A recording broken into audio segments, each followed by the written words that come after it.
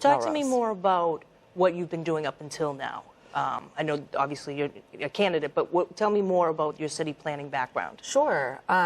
So I have over 15 years of experience working with local governments, cities and towns all over Greater Boston, across Massachusetts, as well as in other parts of the country.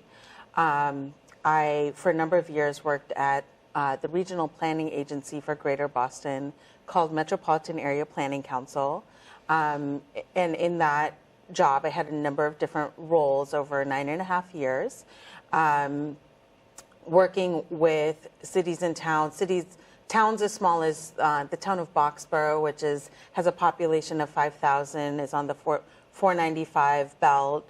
A little relatively more affluent, a little more rural, to Lynn, which is a very diverse socioeconomically as well as racially and linguistically diverse community, So right you can on draw, the shore. Yeah, right. you can draw on all these things from all these other towns Yes. to maybe help some things that arrive in Melrose. Yes. Something that maybe someone else wouldn't have that experience of, oh, you know what this town did?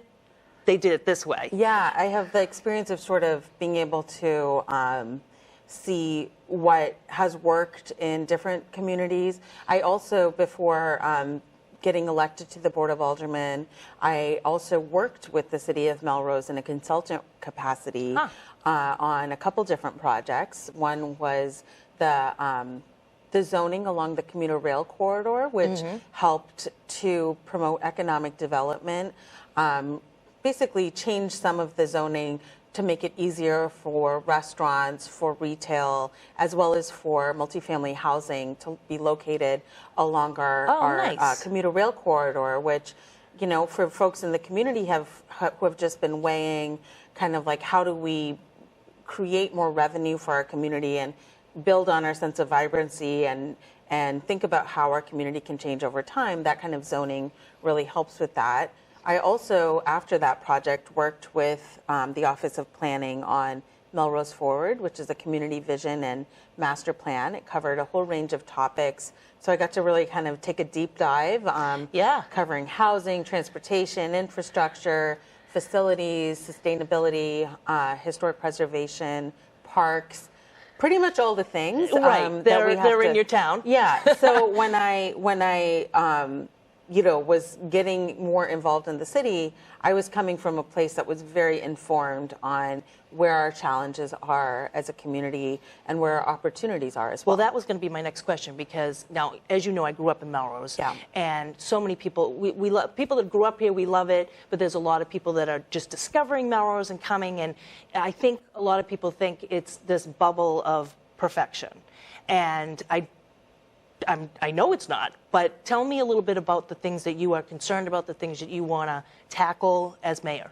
Yeah, well, maybe I'll start a little bit first with what I love too.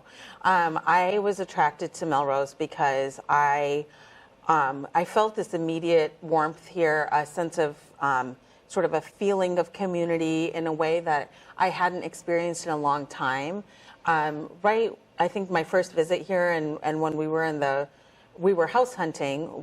My husband and Eva, now 7-year-old, but at the time he was a 1.5-year-old. We just felt that warmth and that welcome right away. And Melrose had so many of the things we were looking for. We could walk to a great downtown. I could